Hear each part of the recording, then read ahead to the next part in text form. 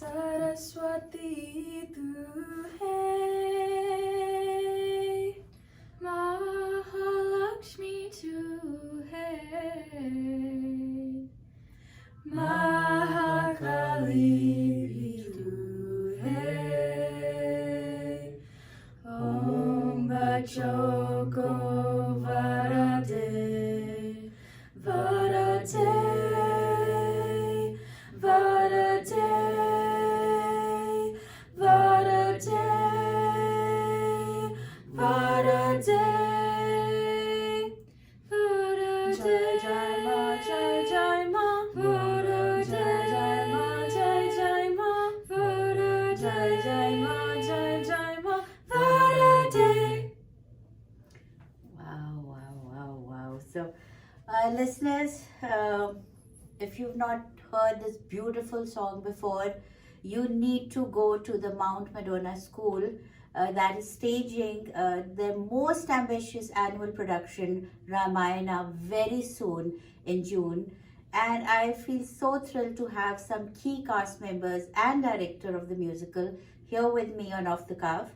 I have seen it a couple of times and I can't get enough of it. So I think you all need to make it an annual ritual, I'll say. And you must watch this, superbly mounted production, Ramayana, by Mount Madonna School. And with me here today, I have Chelsea Ottones, the director. Hi, Chelsea. Hi, thank you so much for having us and thank you for your gracious words about our production. Warm welcome, Chelsea. You can put the mic down because you're reaching. Okay, yeah. Thank you. Okay, and I have Sophia Mansoor, a 12th grader, playing Queen Mandodari. Welcome, Sophia. Thank you. You look lovely, and I'm looking forward to what you'll be wearing because the costumes are so lovely, Yes, and you know. yes. And then we have another very important character, Anya Gonzalez, again 12th grader, playing Princess Sita. Welcome, Anya. Thank you for having us. Lovely to see you, and lovely again. And we have Isaiah Orzoko. Did I pronounce it correct? Yes. Okay. Again, 12th grader, playing King Ravana. So, welcome, Mr. Ravana. Thank you for having me. Oh my gosh, I am so looking forward to watching this and to see you perform. So, Chelsea, I'll start with you. Mhm. Being the director, is it your second season directing it or how? Yes, so Okay. officially my second time directing the Ramayana. Okay. I helped with the show 3 years ago as co-director, but yeah, I'm kind of at the head of the production, but really it is combined forces. It's a whole village, it takes a whole village to put Absolutely. this show together, a whole willing village. Yeah. So, and we have that desire and we will continue to put on the production as long as, you know, we have an audience and we have the students to do so. You definitely have the audience because it's always full. I've seen. So how's the prep going for this year's Ramayana? You've been doing it for the past 44 years, right? And I have to bow down to that spirit of, dedication and teamwork and, just the entire, like you said, the entire school coming together. So how's the prep going for this year? It's going the best that I've seen it go. Actually, Mhm. there's just so much commitment and buy-in from our whole student body. It feels like it's being directed from within rather than from without. Within each character, within each student, within each scene, the kids are working together to create magic, truly. And I feel like there's organization that I have to do as director, but Okay. really so much self-motivation. I just went to India with this group of 12th graders, these three included, and so I feel like our preparation for this show is ever more true to the spirit of the Ramayana from that experience in India. I can well imagine, and to talk about a little bit about the history of when it started, and the history of Baba Haridas ji, who did not speak for most of towards the end of his life. So a little bit about his history and your visit to India and how it prepared you for this, musical. Right. Would anyone else like to speak to Baba Hari Das and the maybe Sri Ram ashram that we visited? Yes, I'd love to You hear. probably know a little bit more about the history. Yeah, history you can do, Sure. and then they can do the visit. Sure. So Baba Hari Das was brought to the United States from a group of devotees that had met him in India and just began first with the center and then the Hanuman Temple, which is located at on our property in Watsonville. And then our school took shape after that. So the founding values of our school are just all surrounding around the heartbeat of what Baba Hari Das stood for, which is to meditate every day, to meet people without fear, and to play. So that's our philosophy as a school, and it's interesting that we do plays, so that's a play on words with play. We're playing together, but we're putting together productions and telling stories through our creative self-expression, and that's something that Baba Hari Das absolutely curated at our school. He wanted to use the medium of play and production to get at the root of human experience, and the Ramayana is a perfect story for tapping into those human qualities that exist within all of us that then are brought to the surface when you embody a character such as Ravana, the greed, the dark side, but also the complexity of being maybe traditionally an antagonist, but plugging at his deeper qualities as well that do share with both sides of the spectrum. So it's not just a black and white character, it's a very gray character. Yes. So yes, I feel like Baba Hari Das gave us this gift, and we're still unwrapping this gift every time we get to put this production together. And yeah, it's in his honor and in his legacy that we continue to do this work. Wonderful answer. And how was the visit for you guys? Visit to India?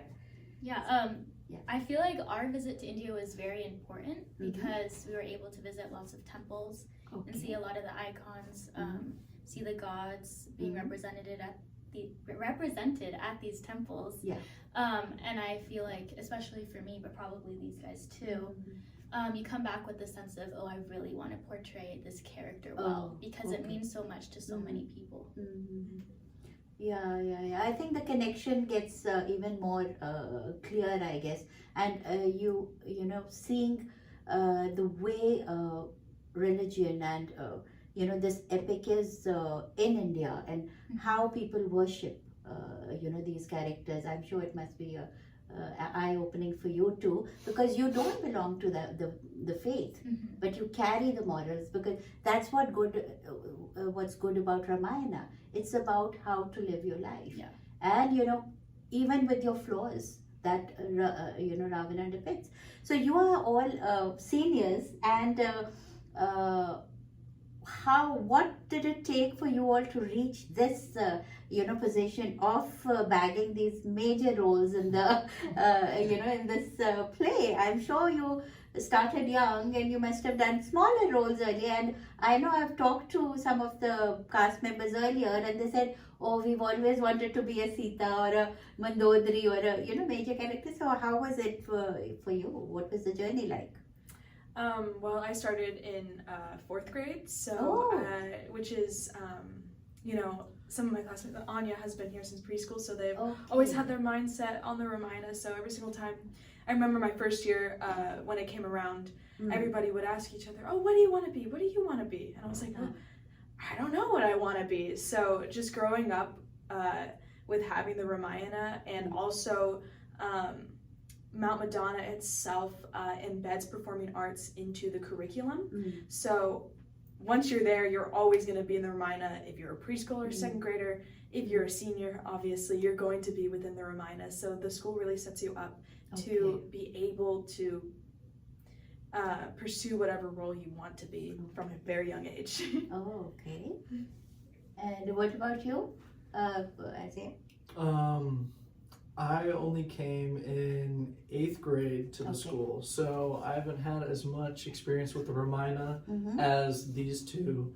But I think that from when I started to really like performing arts, I kind of always had my eye on Ravana, and I was like, I kind of want to be Ravana. And so I've kind of just strived to do what it takes to achieve that character. Okay. And you? Yeah, so I've been here since kindergarten. Kindergarten, okay. And we call ourselves lifers. There's I think 5 of us who have been there since kindergarten or preschool. Okay. And I just remember being in 1st grade and we'd pretend that we were in the Ramayana. And I would be Sita and my friend Wyatt would be Ram. And so yeah, you do really have your heart set on a role growing up. And you go through all these different characters and then finally it's your senior year and it's the big show. I know. Glad you're doing it now, and you know, like a dream coming true, I guess, you know. So, you know, I've been born and brought up in India, and as a woman, you know, we have always been compared to the virtuous Sita. You know, oh, the girl needs to be, you know, a certain way and all.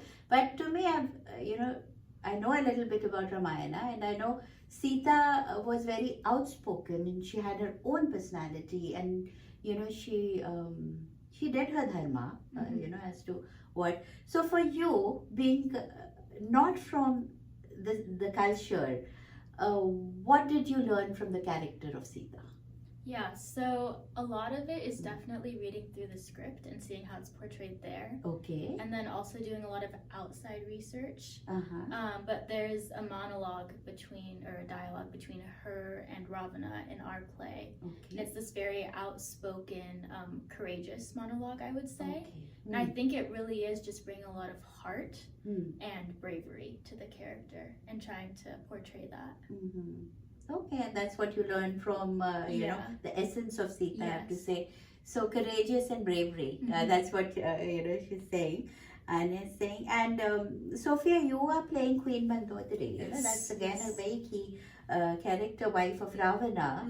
So Ravana, you know, what did you take away from Mandodari's character? Because, you know, being the wife of Ravana and trying to rein his ego, how did that go?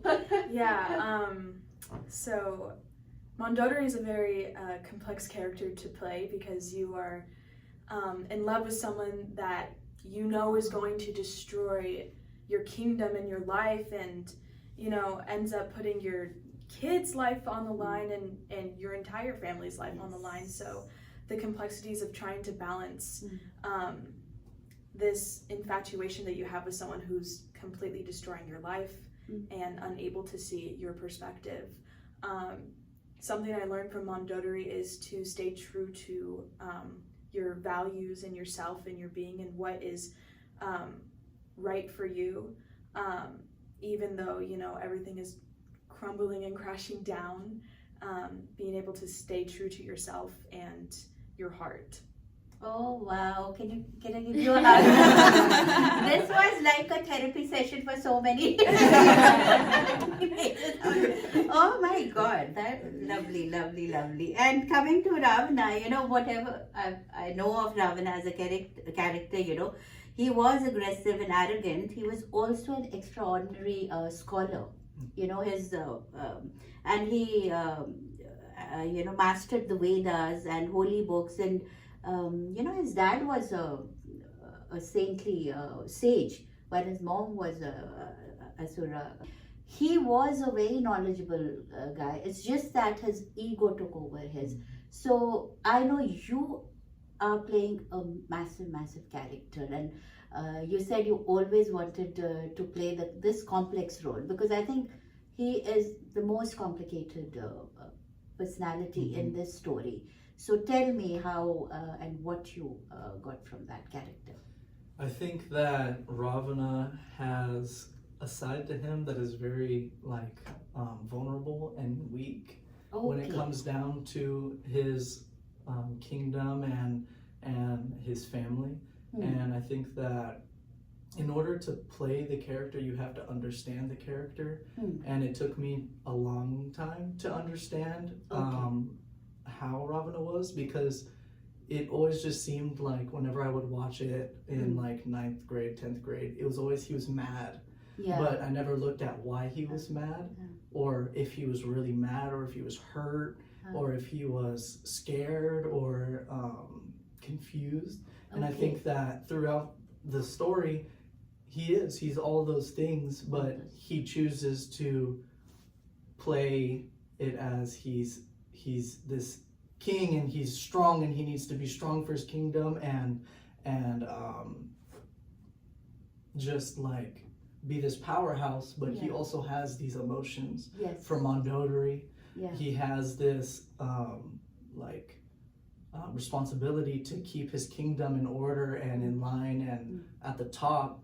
And so I think that he's a very complex character, and I think what I learned from him is that not everyone who may seem to be angry or mad or upset all the time is really angry, mad, or upset. They're hurting or confused on the other side. Oh, again, beautiful answer. I'll say very well said, And his 10 heads represent those vices that, people do have. And then that's why they say shed those vices of greed, lust, so many anger, like you're saying. And I think in today's times, because you're so young, and that's why I'm loving all your answers, it is about... men are trapped in this image of toxic masculinity.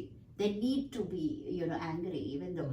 So I guess, that takes the better of a person sometimes, even, and I have to blame it on the society and how we are raising our boys in today's society. So it's very important, I think, for everybody to see this play, I'll say, because we all know, the story of Ramayana, and but I think what they bring to this story is completely a different angle, and the way it's presented is just beautiful. So Chelsea, about the musical aspect of the whole production, how is that going? And you have these beautiful technical visuals, with the dragon coming in, and it's like so a little bit about that for the audience, and what's there for the kids also, because I recommend everybody to come with their kids.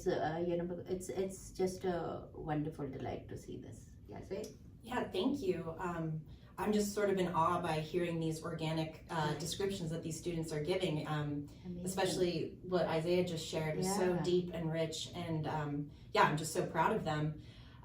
As I mentioned before, it's like all the inside out. That's what this show is. It's so personal, and it's also for children too. Yeah, as you mentioned, like, bring your children to this show. It's dazzling. We have a dragon, we have Ravan with all of the heads, we have a lot of musical numbers that are very exciting. We have monkeys running through the crowd. Hopefully we'll have characters in the lobby that you can take photos with as well. Our Hanuman is just fabulous. She jumps and leaps, and and in terms of the musical aspect, there's a song basically on every corner. So as soon as you think that there's a lot of dialogue, there's a song there that brings to life a lot of these deep themes.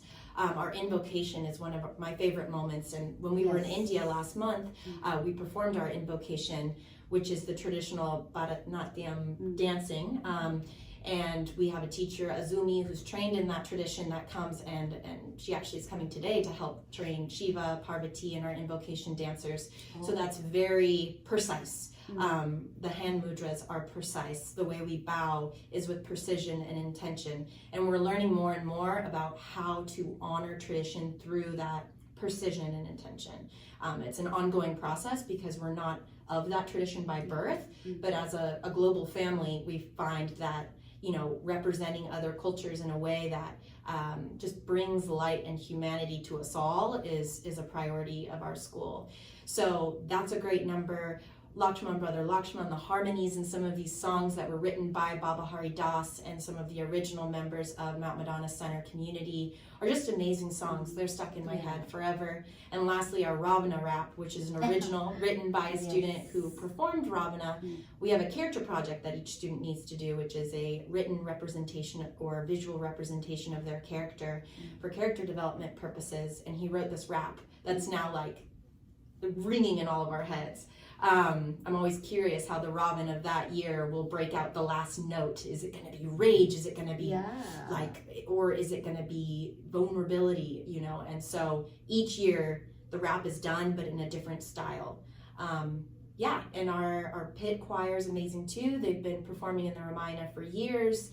Our musicians have been in the Ramayana themselves when they were in high school. So the man that does our lights, that does our sound, our stage crew, they've all been involved with this tradition for 25 plus years. So yeah, it's very spirited and such a great way for community to gather, and we can't wait to meet our audience. Absolutely. And I've gone backstage, thanks to Chelsea and, Leanne, thank you for this, and I've seen the makeup and the masks and, the props they use are just incredible. And there's a lot of money that goes on into this, I'll say. And I would urge anybody, if you want to sponsor or you want to, attach yourself to this huge production, because I've seen the energy when they perform it. It's like a festival. All these little kids are wearing such beautiful costumes from kindergarten to 12th grade, and they're just having a good time there. I don't see like nervousness there. And then to prepare them before they come on stage, there's some chanting going on, and they take deep breathing. They do deep breathing. So it's just a wonderful atmosphere, I have to say. And like Chelsea said, a lot of hard work goes into this. The entire school is involved. There are like more than 100 cast members. Around 175. Wow. Yeah. I don't know how you manage the task, but I can, it just comes out very, very beautifully on the stage. So my main question now is, where can they get the tickets? Where is this production happening, and when is it? Wonderful. So our production is at the Mexican Heritage Cultural Center in San Jose. Very great location around here. It's a beautiful theater, huge pavilion outside, and as you said, there's students running around in their costumes, yes. From little peacocks from our goddess and animal scene to staffing monkeys. They learn martial arts, so you'll see little palace guards and monkeys. And yes, tickets are on sale starting May 1st. To the public, so please get your tickets. And the production is June 8th, 9th, and 10th at the Mexican Heritage Cultural Center in San Jose. Okay, and June, which date is this?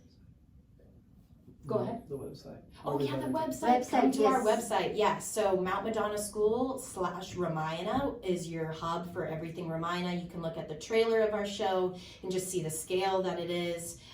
There's some clips from the past online. And yes, go to mountmadonnaschool.org /Ramayana to have the landing page for our brown paper tickets link where you can purchase tickets for the show. Absolutely, great information. Now, before we go, I know you all gave such profound answers. I have to say, I was taken aback. So wonderful, yeah. Which character did you find most impactful in this tale?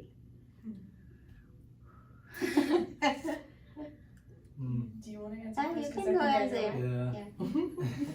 Yeah. I would definitely say that Ravana has a very large impact on the story in general, and has like a character to me, because I can see the way that he is in a lot of people that I know, and sometimes in myself, how you feel like you have to be fake with your emotions, and majority of the time it's better to just be honest with yourself. So yeah, I think Ravana has one of the largest impacts on the story. Nice. I'm still thinking. That take your time. I know it's good to think before you. I think I have two characters. Okay. Hanuman. It was recently explained to me the significance of Hanuman, and looking at the Ramayana from a philosophical standpoint, seeing that Sita is sort of your being, and then Ram is the consciousness to that, and the thing that connects your consciousness and your own identity is the wind as it's represented in the Ramayana, but your breath and your being in your life, which is what Hanuman is. So finding that within yourself, and I think the devotion that Hanuman also gives. also with sort of what Isaiah was saying with Ravana, finding that Ravana within yourself, the ego. You know, you look at what people claim to be the weakest person. You know, Sita, when she got kidnapped and she's all alone, she doesn't have Ravana. Arguably, I think she's the strongest person in that situation because she has nothing to lose. And Ravana has everything to lose. He has his kingdom, his kids, his wife. And establishing and finding that sort of thing within ourselves, and what are we so scared of? What are we so scared of losing? And how that is impacting how we treat others around us and the empathy that we give and that we share. Wonderful, wonderful. Yeah, we were talking about this earlier, but I think we have a character who's an oracle and priestess, and her name is Trijeta. Yes. And while she's not a lead role, she's very important to our show because she shows and exemplifies this very strong female energy. And she's an ally to not only Mondodori, but to Sita too. And I think it just really exemplifies, you know, the importance of relationships between one another, no matter your circumstances or differences. I think she's like the voice of your consciousness when you are in confusion. You know, we all look for that certain times.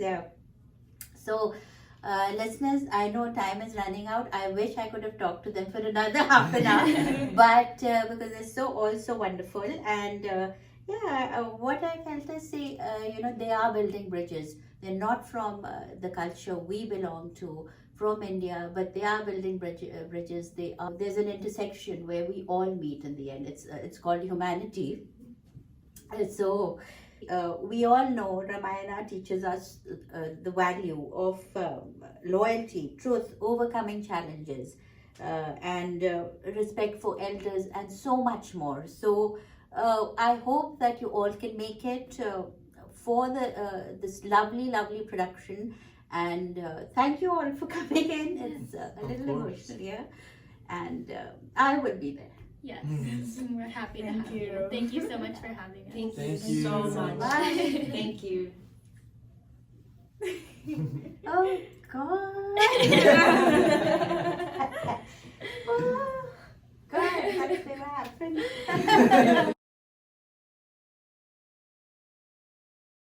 Shosha is a creative Indian restaurant located in the heart of Silicon Valley. Shosha is a woman-owned business that serves traditional Indian flavors assimilated with molecular gastronomy techniques. The best Indian bar with happy hours in the Bay Area serves handcrafted drinks inspired by flavors from India with modern craft cocktails that are presented in unique ways. Shosha is a modern take on traditional Indian cuisine. We specialize in corporate luncheon, anniversary celebrations, birthday parties, and catering. Do check us out for a memorable modern Indian dining experience. Shosha is located at 141 South Murphy Avenue in Sunnyvale, California.